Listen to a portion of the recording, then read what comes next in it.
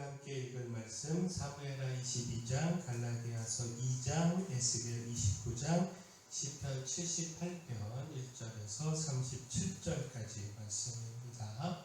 자, 오늘 말씀으로 나눌 주제는 믿음입니다. 우리는 믿음의 사람으로 끝까지 믿음을 붙잡고 믿음을 앞세워야 한다라는 겁니다. 곧 우리 안에 믿음이 흐려지고 그 믿음이 불신으로 바뀌면 그 주어지는 결과는 심판일 뿐입니다. 시편 78편은 이스라엘 역사 가운데 나타난 그 백성들의 죄와 심판을 전하고 있습니다. 하나님의 놀라운 은혜와 인도하심에도 불구하고 그 백성들이 하나님을 배반하고 믿지 아니하고 의지하지 아니했고요. 그 결과 하나님의 심판이 있었다라는 겁니다. 곧 하나님께서 이스라엘 백성을 애굽에서 구원하시고 놀라운 은혜로 그 백성들을 인도하셨습니다. 광야에서 그 놀라운 손길로 그 백성들의 필요를 공급하시고 그들을 지키시고 보호하셨습니다. 그러나 백성들은요, 불신으로 하나님께 범죄했습니다. 하나님의 놀라운 권능과 은혜와 돌보심을 경험하고도 하나님을 믿지 않고 의지하지 않았습니다. 그 결과 하나님께서 진노하시며 심판하셨습니다.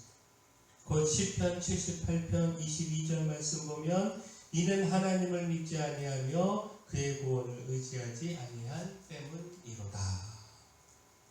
32절 33절도 보면 이러함에도 그들은 여전히 범죄하여 그의 기이한 일들을 믿지 아니하였으므로 하나님이 그들의 날들을 헛되이 보내게 하시며 그들의 횟수를 두려움으로 보내게 하셨도다. 자, 하나님을 향한 믿음은 하나님의 돌보심과 베푸심과 축복과 구원으로 이루어집니다. 그러나 하나님을 향한 불신은 진노와 심판으로 이루어집니다. 하나님을 믿지 아니하며 축복을 바라고 구원을 바라는 것, 이것 어리석은 일입니다. 따라서 믿음이 중요합니다.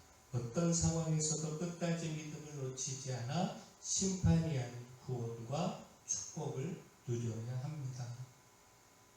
또한 우리가 믿음을 갖을 때 헛된 믿음 갖지 말아야 합니다. 곧 우리가 믿음의 대상을 바로 해야 합니다. 결코 우리를 구원하지 못하는 대상에 헛된 기대를 가지고 믿음을 갖는 것, 이것 어리석은 일입니다. 헛된 믿음의 결과는요, 후회이고 낭패입니다. 에스겔 29장은 애굽의 운명, 곧 애굽을 향한 하나님의 심판을 전하고 있습니다. 곧 애굽의 바로왕을 나일강에 놓은 큰 악어로 묘사하고 있는데 이는 애굽이 나일강을 통해서 풍요와 부강함을 누렸음을 표현한 것입니다. 근데 바로왕은요, 이로 인해서 교만했습니다. 하나님께 그 모든 것에 주권이 있고 또 그것이 하나님의 은혜임을 깨닫지 못하고 그것이 내 것이라 착각하며 교만했습니다. 따라서 하나님께서 대적하여 심판하심을 말씀하셨습니다. 애굽 땅과 그 강을 쳐서 사막과 황무지가 되게 하신다라는 것. 따라서 또한 주목할 말씀이요, 애굽은 헛된 믿음의 대상이다라는 겁니다. 곧 이스라엘은 애굽의 부강함 때문에 애굽을 신뢰하고 애굽을 의지했습니다.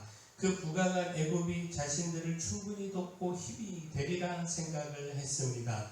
그러나 애굽은 갈대 지팡이에 불과하고 그것을 잡고 의지할 때 부러져서 오히려 상처만 입게 된다라는 겁니다. 에스겔 29장 6절 7절 말씀 보면 애굽의 모든 주민이 내가 여호와인 줄을 알리라. 애굽은 본래 이스라엘 족속에게 갈대 지팡이라. 그들이 너를 손으로 잡은 즉 내가 부러져서 그들의 모든 어깨를 찢었고 그들이 너를 의지한 즉 내가 부러져서 그들의 모든 허리가 흔들리게 하였느니라. 자, 여기서 헛된 믿음으로 인한 낭패를 보게 되지요. 하나님이 아닌 헛된 대상을 믿고 신뢰할 때 큰 어려움에 빠지게 됩니다. 그 참된 믿음과 신뢰는 하나님께 있습니다. 오직 하나님을 의지해야 낭패를 보지 않을 수 있습니다. 결코 부러지지 않는 지팡이로 우리가 든든히 붙잡고 의지해야 하는 대상은 오직 하나님 한 분입니다. 따라서 헛된 믿음의 대상에서 돌이켜 하나님만 믿고 의지해야 합니다. 곧 우리가 하나님을 향하여 바른 믿음을 가질 때 그 믿음을 통하여 승리를 누릴 수 있습니다. 자, 사무엘하 22장 다윗의 감사 찬양입니다. 원수들로 인한 고난과 두려움의 때에 하나님께서 대적들을 물리치시고 구원하셨음을 감사하며 찬양한 것입니다. 무엇보다 주목할 말씀이요, 원수들은 강했고 다윗은 그 원수들을 이길 수 없었다는 겁니다. 그러나 다윗은 하나님을 반석이요 방패요 구원의 뿌리요 높은 망대요 피난처로 의뢰했고 또 그 믿음으로 하나님께 도우심을 구했고 그때 하나님께서 다윗을 건지셨다. 그 원수들을 물리치시고 승리를 주셨다라는 겁니다. 자, 사무엘하 22장 17절에서 20절까지 말씀 보면 그가 위에서 손을 내미사 나를 붙드시며 많은 물에서 나를 건져내셨도다. 나를 강한 원수와 미워하는 자에게서 건지셨으며 그들은 나보다 강했기 때문이로다. 그들이 나의 재앙의 날에 내게 이르렀으나 여호와께서 나의 의지가 되셨도다. 나를 또 넓은 곳으로 인도하시고 나를 기뻐하심으로 구원하셨도다. 자, 여기서 믿음을 통해 누리는 승리를 보게 됩니다. 고난과 위험 중에서도 하나님을 신뢰하며 도움을 구할 때 하나님의 구원과 승리가 있습니다. 아무리 강한 대적이라도 하나님은 능히 대적을 물리치고 우리에게 승리를 주시고 또 이를 통해 평안함을 주십니다. 따라서 하나님을 향한 믿음에서 흔들리지 않아야 합니다. 헛된 대상이 아니라 오직 하나님을 믿고 의지해야 합니다. 또한 바른 믿음을 통하여 구원을 누릴 수 있습니다. 하나님께서 우리의 구원을 위하여 보내주신 예수 그리스도를 믿는 믿음을 통해 우리가 구원을 받을 수 있습니다. 자, 갈라디아서 2장은요, 안디옥에서 바울이 베드로와 대립하며 베드로를 책망했던 것을 전하고 있습니다. 그 베드로가 야고보가 보낸 유대인들을 의식해서 이방인들과의 식탁 교제를 거부하며 외식했고요. 바나바와 다른 유대인들도 이에 영향을 받아서 외식했습니다. 이로 인하여 바울이 분노하여 베드로를 책망했습니다. 자, 근데 이것이 결정적 계기가 되어 바울은 율법이 아닌 믿음으로 구원에 이르게 된다라고 하는 사실을 강력히 주장하게 됐습니다.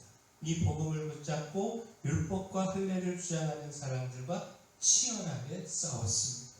곧 믿음을 가진 유대인들 중 많은 사람들은 그리스도를 믿는 믿음과 더불어 율법도 또 할례도 지켜야 한다 주장을 했는데 바울은 이 주장이 어리석음을 말하며 그 누구도 율법의 의를 통해 구원에 이를 수 없고 오직 복음 곧 예수 그리스도를 믿는 믿음만이 구원에 이르게 함을 타협하지 않고 전했습니다.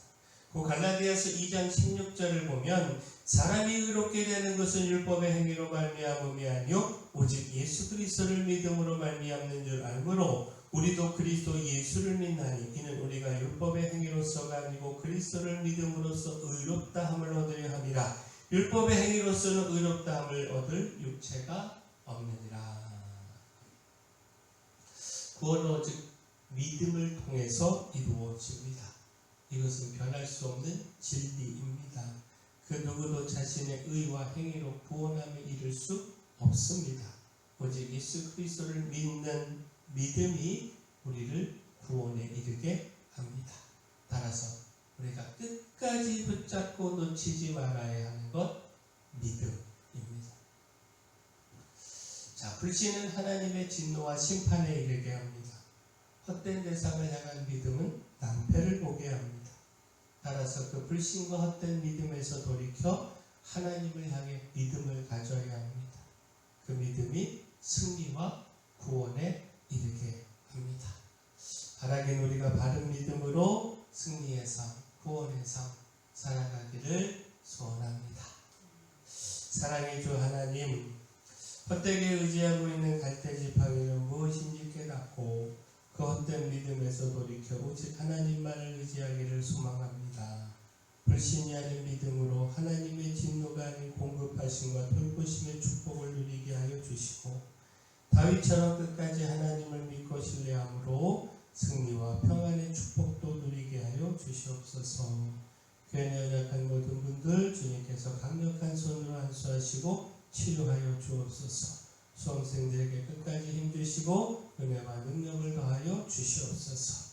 저에게 주신 사명 이 마을의 빛이요 소금으로서의 사명 잘 감당할 수 있도록 힘도 주시고 물질도 주시고 일꾼도 보내 주시옵소서. 예수님 이름으로 기도합니다.